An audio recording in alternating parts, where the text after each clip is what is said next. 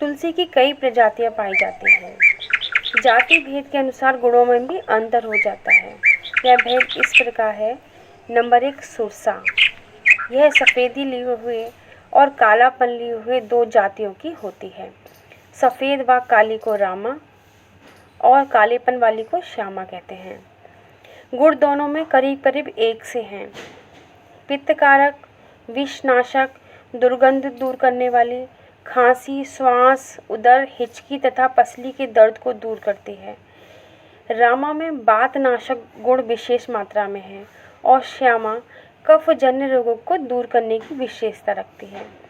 अंग्रेजी भाषा में इसे होली बेसिल तथा डॉक्टरी प्रयोग में इसे ओलिमम सैंक्टम कहते हैं। नंबर 2, मरुबक। यह तुलसी का दूसरा प्रकार है। इसके गंध पत्र, खरपत्र, बहुवीर्य, गंध पुष्प, फड़ीजुक आदि नाम भी हैं। यह पित्त को उत्पन्न करने वाली, अग्नि को बढ़ाने वाली, पाचक, सुगंधित, रुचिकारक, विष दूर करने वाली तथा सूजन, मलावरोध यानी कब्ज, हृदय के रोग, शूल, सिरदर्द आदि, अफरा, खून की खराबी, चर्म रोग, खाज, कोढ़, श्वास, ज्वर, अरुचि, अजीर्ण आदि रोगों को दूर करती है। नंबर 3, कुठेरक। इसे पड़ाश, क्षुद्रपत्र, विषगंधक, अर्जकत्रय आदि नामों से पुकारते हैं। यह वात, पित्त और कफ तीनों के दोषों को दूर करती है। सर्प आदि जहरीले जीव जंतुओं के काटने पर यह काम आती है। आँखों की बीमारियों में लाभ पहुँचाती है। रक्त विकारों को मिटाती है। सुखपूर्वक प्रसव कराती है। नंबर 4, बरबरी। इसे तुबरी, स्वर स्पर्शी, रजगंधिका, मबरी भी कहते हैं। यह कीड़ों को मारती है, खुजली दूर करती है, विष दूर करती है, रक्त दोषों को मिटाती है, कफ और वात के दोषों को नष्ट करती है और पित्त उत्पन्न करती है। नंबर 5, वन बरबरी। इसे सूक्ष्म पत्रक, कटुपत्र, सुगंधी तया भी कहते हैं।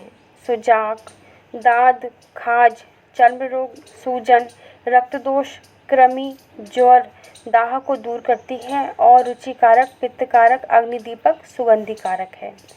नंबर 6, दमनक। इसको दांत, मुनिपत्र, गंधोत्कट तथा दो नामरुआ भी कहते हैं। यह कलेशनाशक, त्रिदोष, विषनाशक, वीर्यवर्धक है। संग्रहणी को दूर करती है, कीड़े, कोढ़ तथा खाज को मिटाने वाली है। अपने देश में तुलसी की सामान्यतः निम्न प्रजातियां पाई जाती हैं, जिसमें नंबर 1, काली तुलसी या गंभीरा या मामरी है। नंबर 2, मरुआ तुलसी, जिसको हम सुरसा और मुंजरी की भी कहते हैं। नंबर 3, ओसिमम वेसिकलिन मिनिमम। नंबर 4, ओसिमम ग्रेटिसिकम यानी कि राम तुलसी और वन तुलसी। नंबर 5, ओसिमम क्लीमंडर चरिकम यानी कि कर्पूर तुलसी। Number 6, Ocimum sanctum. Number 7, Ocimum ब्रीडी। इनमें ओसिमम सैक्टिमम को प्रधान या पवित्र तुलसी माना गया है। इसकी भी 2 प्रधान प्रजातियां हैं, जिसका नाम है श्री तुलसी, जिसकी पत्तियां हरी होती हैं, और दूसरी है कृष्णा तुलसी, जिसकी पत्तियां नीलाभ कुछ बैंगनी रंग लिए होती हैं।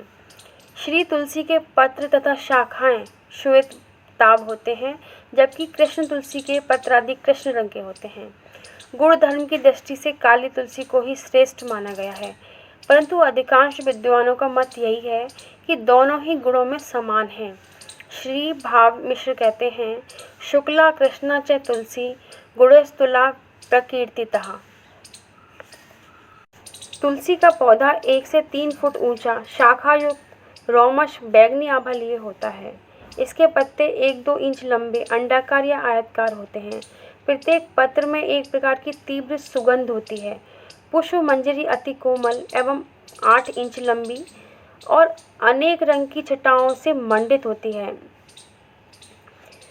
इस पर बैंगनी या रक्त की आभा लिए हुए बहुत छोटे पुष्प चक्रों में लगते हैं। कौड़ पुष्पक प्राय हृदयवत होते हैं, बीज चपटे, पीत वर्ण के छोटे काले चिन्हों से युक्त अंडाकार होते हैं। पुष्प शीतकाल में आते हैं। अब इसका संग्रह हम किस प्रकार कर सकते हैं, कैसे करते हैं? इसके संग्रह में पत्र, शूल, बीज उपयोगी अंग हैं। इन्हें सुखाकर मुखबंद पात्रों में सूखे शीतल स्थानों पर रखा जाता है। इन्हें 1 वर्ष तक प्रयोग में लाया जा सकता है। सर्वत्र एवं सर्वदा सुलभ होने से पत्रों का व्यवहार ताजी अवस्था में ही किया जाना ही श्रेष्ठकर है। ऐसा शास्त्रीय मत है कि पत्तों को पूर्णिमा, अमावस्या, द्वादशी, सूर्य संक्रांति के दिन, मध्याह्न काल में और रात्रि में दोनों संध्याओं के समय या बिना नहाए धोए ना तोड़ा जाए। उपयुक्त समय पर तोड़ा जाना धार्मिक महत्व रखता है तथा जल में रखे जाने पर ताजा पत्र भी 3 रात्रि तक पवित्र रहता है। यह पौधा सामान्यतः 2-3 वर्षों तक जवान रहता है। इसके बाद इसकी वृद्धावस्था आ जाती है तो पत्ते कम और छोटे आते हैं। सूखी सूखी डंठलें खड़ी दिखाई देती हैं, तब इसे हटाकर नया पौधा लगाने की आवश्यकता प्रतीत होती है। रासायनिक विश्लेषण करने पर पता चला है कि तुलसी के पत्तों में एक पीलापन लिए हुए हरे रंग का तेल होता है जो हवा में उड़ता है।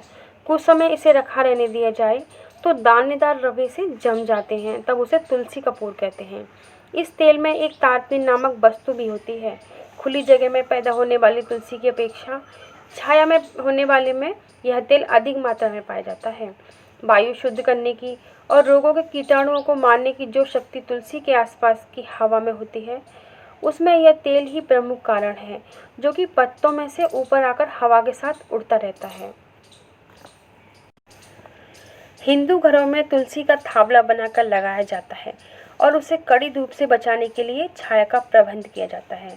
हर पौधे को अपनी वृद्धि के लिए थोड़ी धूप की आवश्यकता होती है, इसलिए जहाँ तुलसी का थावला ऐसे स्थान पर हो कि धूप थोड़ी देर के लिए आए, वहाँ तो पौधे को खुला रखना ठीक है, अन्यथा थावले के ऊपर कड़ी धूप को बचाने का प्रबंध कर देना चाहिए ताकि यह उपयोगी तेल अधिक मात्रा में खर्च न होने पाए।